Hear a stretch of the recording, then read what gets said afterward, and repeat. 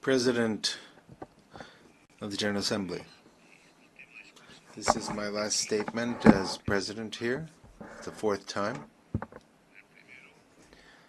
In my first speech, I announced that it was very likely that there would be conflicts in Ukraine and Gaza and in Palestine, and that I suggested that there be a peace conference. But those who don't have bombs or large budgets are not heeded here. Well, 4 years later,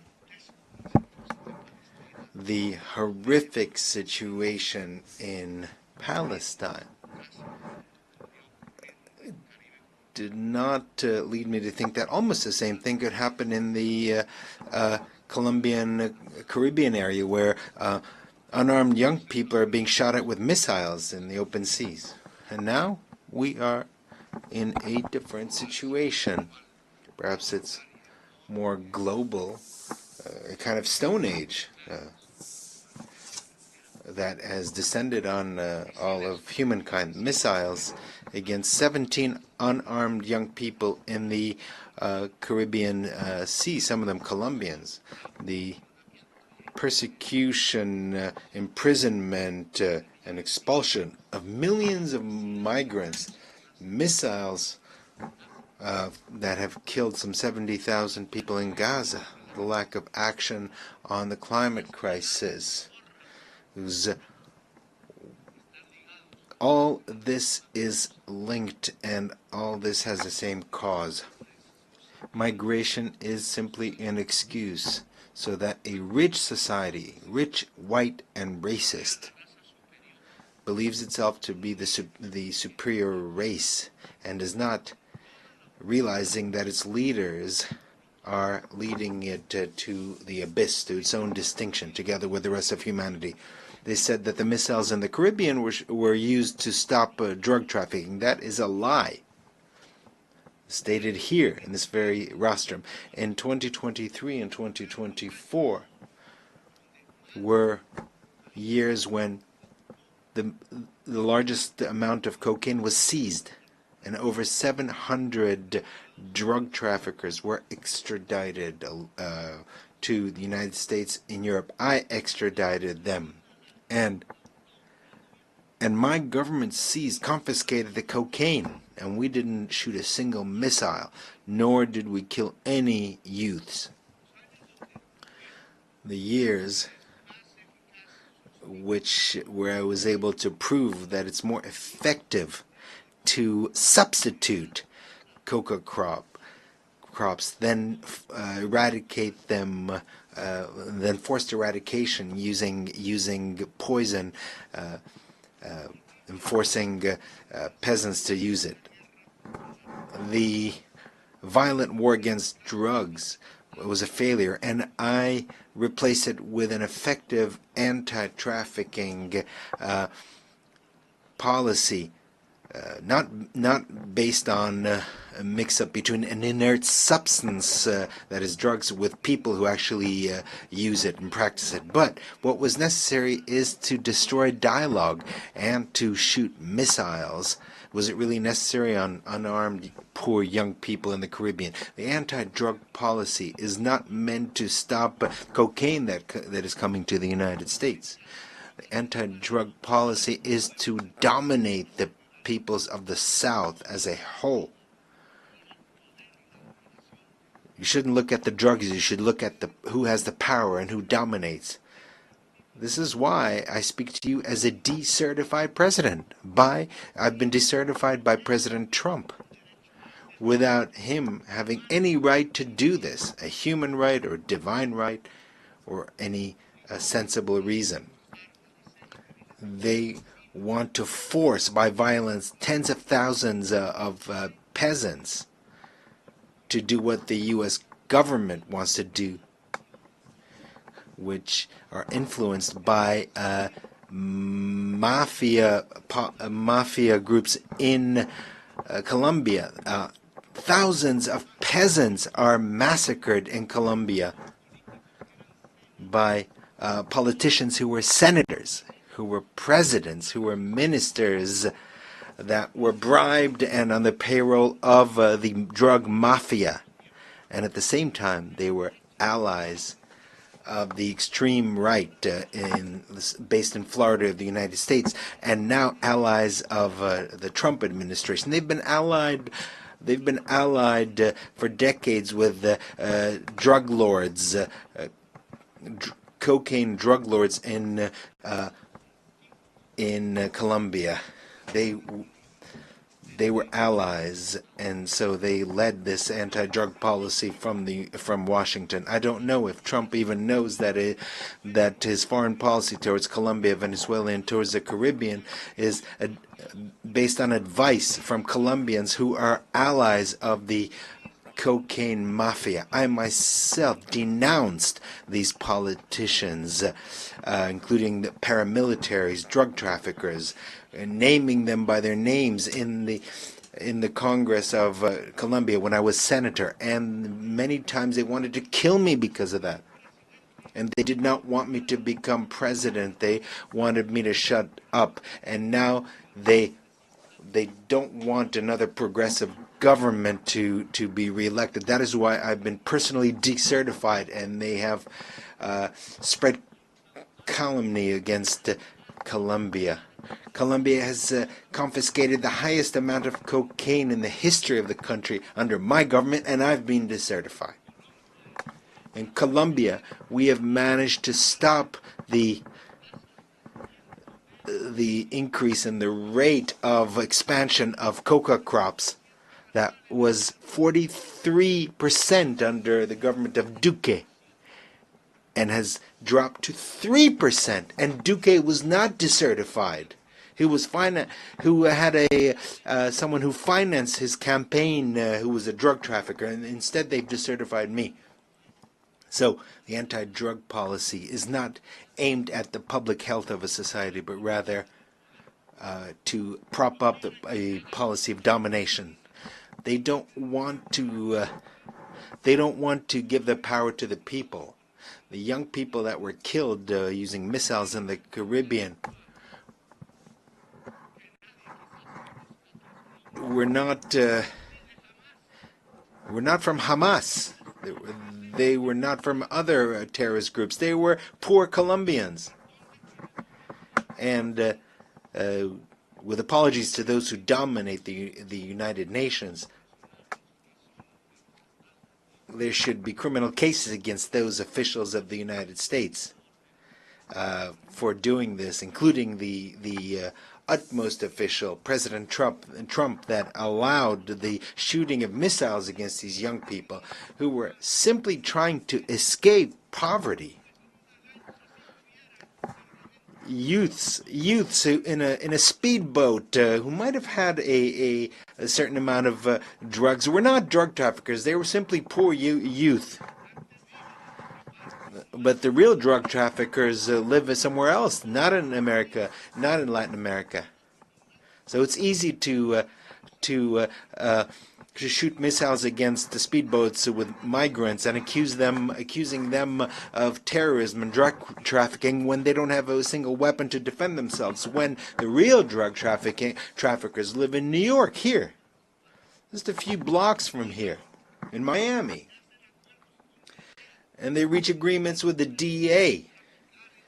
And they're allowed to traffic in Africa, in Russia, in China, but not in the United States. A country that has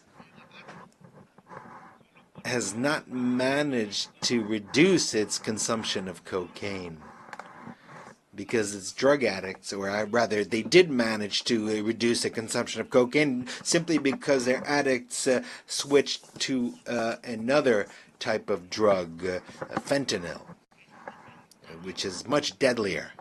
This fentanyl is produced in the industrial heartland of the United States, here, not far from here. And the consumers are here as well. It's produced and consumed in the United States. That is the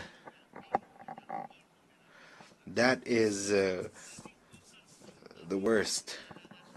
addicted to fentanyl and to gasoline, the two main poisons of life in the world.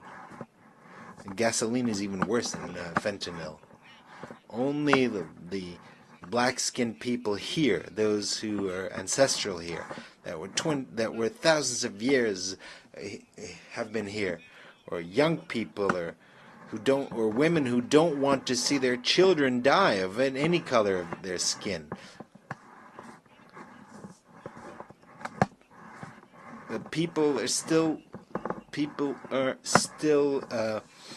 hooked on fentanyl or hooked on television. Only they can stop this domination by the United States. The people who have taken to the streets in California, in New York, in Philadelphia, where the Liberty Bell stands, in spite of the National Guard that Trump sends out against its own people to shut them up, to the states that are free. These states are no longer uniting their efforts in the face of tyranny.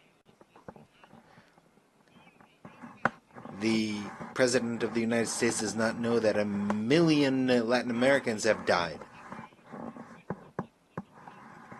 The largest share of them from Colombia. And another 1 million will die in North America in 10 years because of fentanyl. Cocaine killed 3,000 people a year today. Fentanyl kills 130 per year, 30 times more. That is the outcome of 30 years by the United States of a policy that is absurd and that is leading its society to the horrific death due to drugs that kill the brain.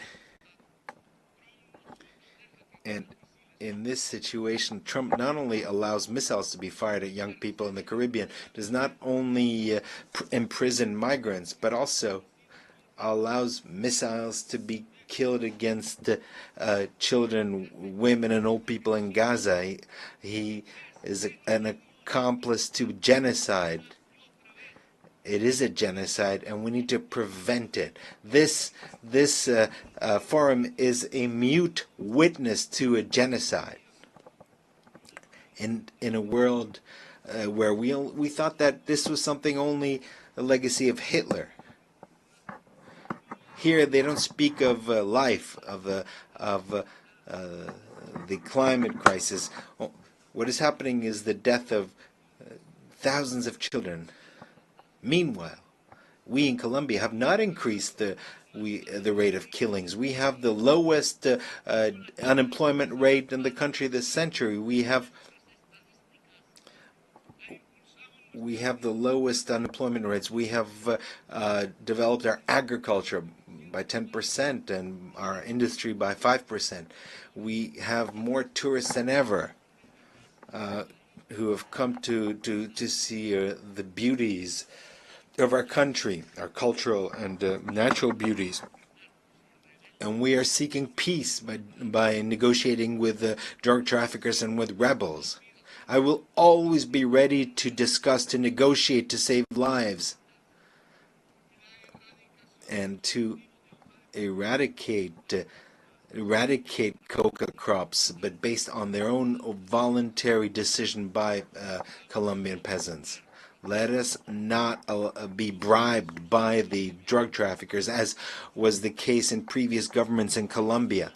And 25,000 hectares have already been eradicated voluntarily. We have been successful in this new policy. It's not an anti-drug policy, but an anti-drug traffickers policy. That is something different. And we're grateful to the countries that have helped us, such as Qatar, Cuba, Mexico, Vatican, Norway, Brazil, and Venezuela. We don't want to thank those who want to sow war between us. People of the world, listen. Latin America does not only mean drug trafficking or coke or cocaine. Latin America has a massive, massive potential for clean electrical energy, renewable alternate energy based on wind, water. The United States has a huge demand for energy, and 70% of it is filled by fossil fuels, in other words, based on carbon, coal, gas. Latin America is developing its clean energy potential, and we can satisfy the entire demand of the United States for energy. What is necessary is investment, and we would make the biggest contribution to fighting climate change. Given the huge potential for clean energy and the capacity to absorb by the Amazon, Latin America can make a tremendous contribution to save the life in this planet. All that is necessary is $600 billion to develop this potential. Africa and Europe can do the same. It is this decarbonization would provide us with over $1.3 trillion. This is money that is already in the treasuries of the United States, Europe, and China, but not a dollar is spent because it's not profitable. Or rather, it might be profitable in terms of human life, including life in the United States, in Europe, and China. However, they don't want to depend on Latin America and Africa. They know that to bring together the clean energy of Africa and Latin America would not only decarbonize the planet, save it from the climate collapse, but it would also change the global power which is discussed here, but that power is spoken in terms of bombs. But this would truly create a global democracy and change the means of production, because life and humanity would become the priorities, and they would edge out greed. Greed is the poison of life. And Mao spoke of this, Chairman Mao. According to science, we have 10 more years until we reach a point of no return in terms of the climate. And once we reach that point, we won't be able to do anything. We will simply observe the disasters, and we'll feel them in our own families and cities, because it will be irreversible. The extinction of life, extinction of human life there'll be an irreversibility of the process, and no technology, no political or social force will be able to do anything about it to stop this collapse. And we only have 10 years left. That is what science tells us. But here people don't believe in science. The most powerful man in the world does not believe in science. That is the irrationality. And Germany, the country of great philosophers, of Kant, Feuerbach, and others, became prey of irrationalism in 1933, and today it's this country that is becoming irrational. The solution is to stop consuming fossil fuels and to quickly switch to water, wind, hydrogen. But the word decarbonization sounds subversive at the conferences of the most powerful countries, the G7 or G20 or Davos, among the rich. Just as 5 centuries ago, the word democracy sounded subversive here, or in Bogota, and in Paris, and in Madrid. These dollars that I mentioned here, 600 billion or 1.3 trillion. This is significant. This is just a little more than what the rich countries pledged at the COP in Paris, and they have not fulfilled their pledges because they are not interested in decarbonization. And the what has come is basically loans from multilateral banks, which are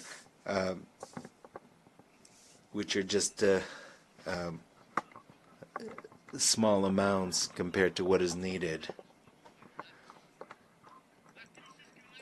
The climate crisis means that in all public budgets, investment in decarbonization and adaptation should be the priority. A global financial policy is necessary that is different. The debt risk premium should be abolished.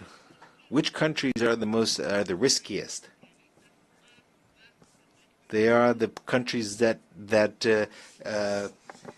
have the highest greenhouse gas emissions, such as this one. These are the riskiest countries. Whereas the countries that absorb CO2, and we have jungles and a lot of water in the south. We absorb the CO2 of the north.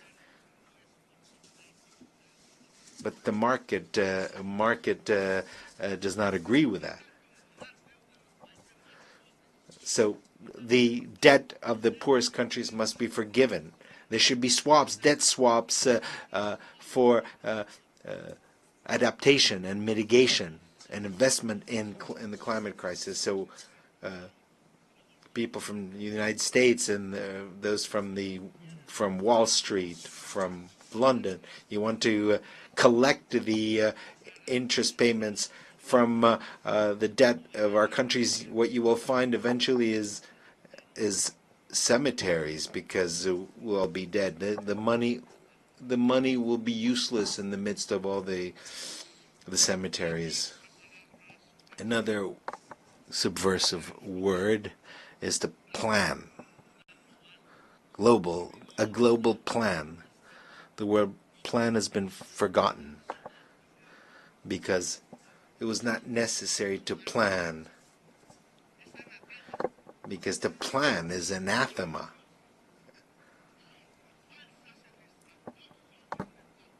And there was a fundamentalist belief in the markets, thinking that markets would bring happiness. The Swiss economist Arras said this. And in fact, the market leads to an abyss. It leads to death, as we are already witnessing today. Malras, that was his name, was wrong. Neoliberalism was mistaken from the very beginning, and it's been guiding our countries for the past 50 years based on completely erroneous formulas. The plans should be binding on national states. There should be a global democracy supervised by a Security Council that does not have the right to veto. Because we have to understand that the market will not resolve the climate crisis, because it has produced that crisis. It was capital, which is based on unequal relationship between those who own the means that create the carbon and those who work, who are salaried employees. And this is a system that has to produce more and more objects that the boss, the owner, has to sell. And the same thing for the production of fossil fuels. That is what has produced the climate crisis. Produce more, to consume more, to sell more, and thus create more carbon, more oil until we die. But this will not last forever, because carbon and fossil fuels have reached the end, because that is perhaps will mean the end of capital in general, because if it's not the end of capital, it'll be the end of life. The owner of capital is an individual that has power. It's not a thing. It's not some kind of puppet. It is a human being with his greed, a slave to his greed. That is the individual who will seek to make sure that more and more oil is produced in their countries, even if it poisons his life, and continue to dig for more oil, even if it destroys the atmosphere and destroys life. So we have to choose either life or greed, either the Stone Age or local and global democracy, freedom or death, as Bolivar said. And that was his slogan, his red and black, white and white banner. Freedom red, death black, and possible peace white. That is what is necessary, is a revolution by the peoples of the world to overcome the climate crisis and not to allow this crisis to reach a global collapse. It is a revolution of the united peoples, of civilizations that need to engage in dialogue, more than states themselves. It is a revolution of entire humanity to save life on the planet, and perhaps with the cooperation of certain governments that want to support life. Today, the United Nations is experiencing a crisis, and there's a need to transform it. Today, we have nation states gathered here who no longer have power, and that no matter how much they vote, they are ignored, because the nation state has also reached its decadence, its ultimate fall, because capital has become global. It's not contained in a state. Socialism was supposed to be global,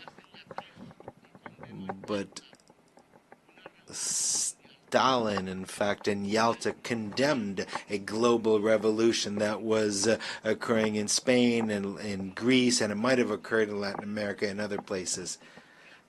So humanity is a new political subject that has emerged rather than the nation state. And so the United Nations has to become a united humanity, even though a diverse but united humanity. A new subject is appearing in human history, and this is very important. And I think that this is wonderful, because we have to overcome the idea of a nation state to become humanity, but that humanity must be united. For that, there needs to be democracy around the world. There needs to be permanent dialogue in the midst of diversity. It is our differences that compels us to coordinate our action at the global level. Dialogue, yes. Humanity, yes. Humanity profoundly democratic, yes. Hopefully a humanity of based on leaders who are free, rather than a humanity that is basically slaves, just to beasts of burden. A humanity that shoots missiles against young people, or defenseless armed people, or shoots missiles in a place of the world near where Jesus was born. This these problems cannot be resolved with governments who are bribed by oil producers, by oil corporations. So a new political subject is emerging, a united and diverse humanity, united despite its diverse cultures. Meanwhile, the old societies of Europe are collapsing, and the United States is applauding its new Hitler. It's not listening to its own young people or its older people who died in Europe in the battlefields of Europe fighting against Hitler and against his criminal ideology. Today, the same thing is being done as Hitler did, building concentration camps for migrants.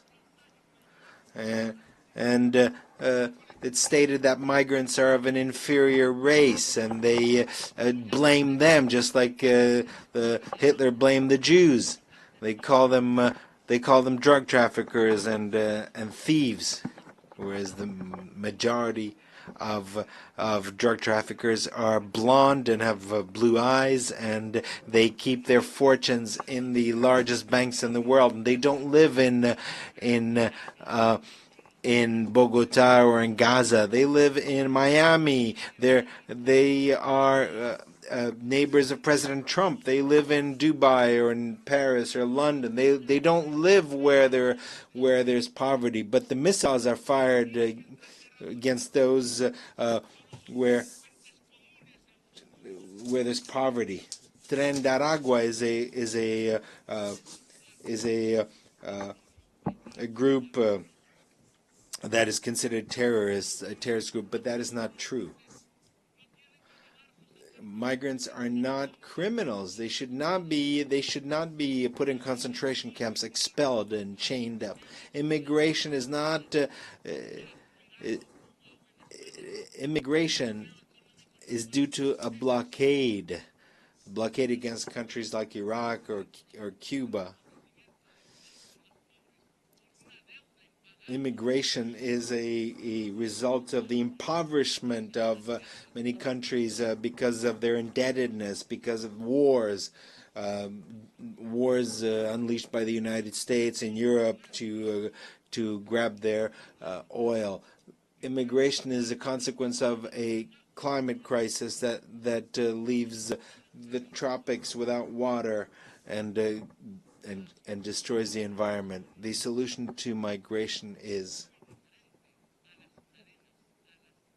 very different from missiles or prisons or camps. There is no higher race. There's no supreme race.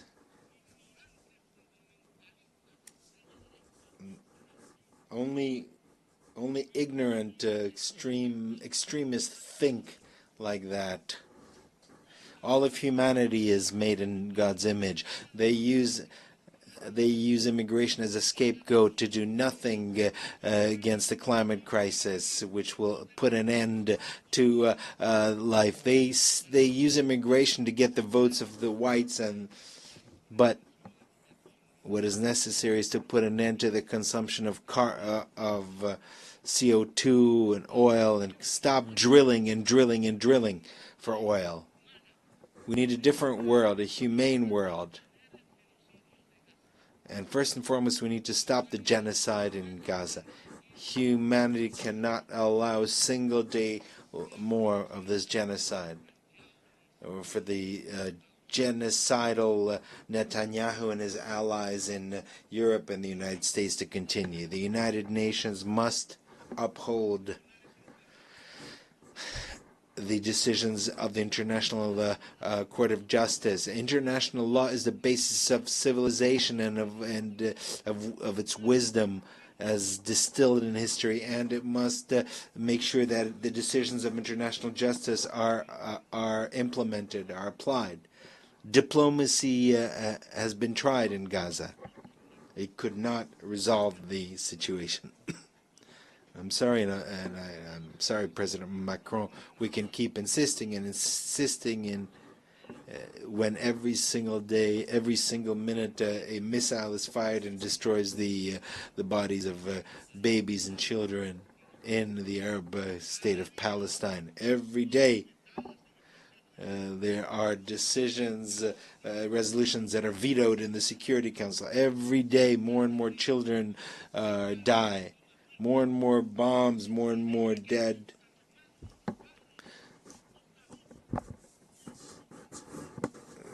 Perhaps those who do this, who shoot this, are robots. Maybe they don't have their own children. They're not human.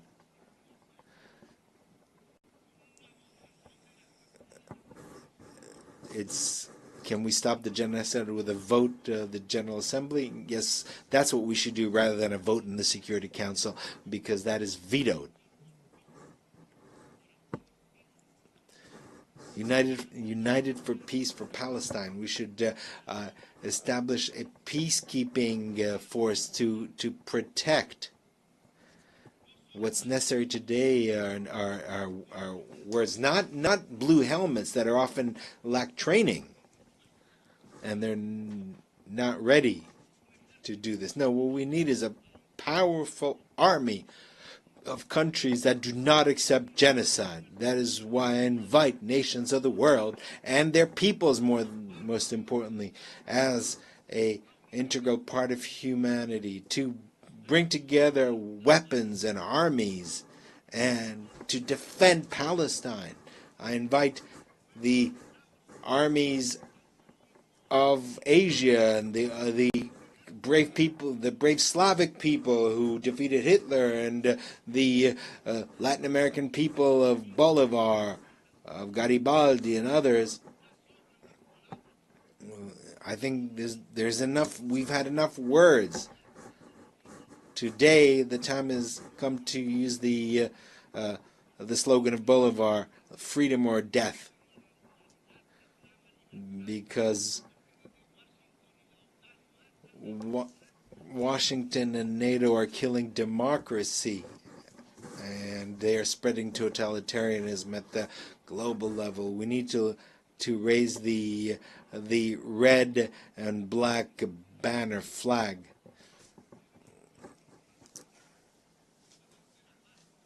Without forgetting the white color, which was the color of peace and the color of hope in the heart of humanity. The United States no longer teach democracy, but rather kill democracy, especially among its immigrants, filled with greed. The UN should begin its change by stopping the genocide in Gaza with a army of liberation and salvation, and there should be a decision here taken in the General Assembly without any veto. After Gaza, we can start working on decarbonization so that we can found a truly global democracy and a new Security Council can be established without any vetoes, and where its decisions would be binding, and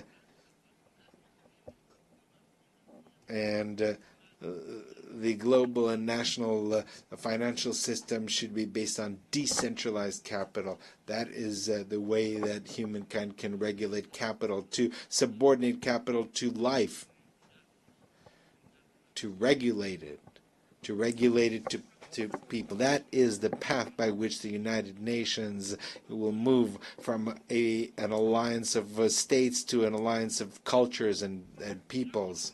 If we overcome the climate crisis, and if we unite as humanity, we will manage to make the United Nations an assembly of peoples which seeks to make sure that every individual is free, making sure that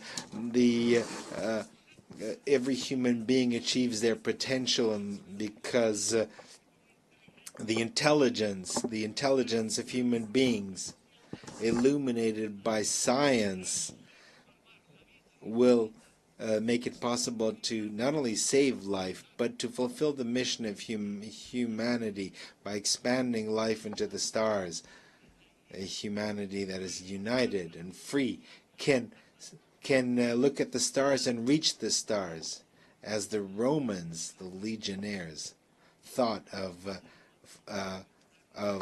Judea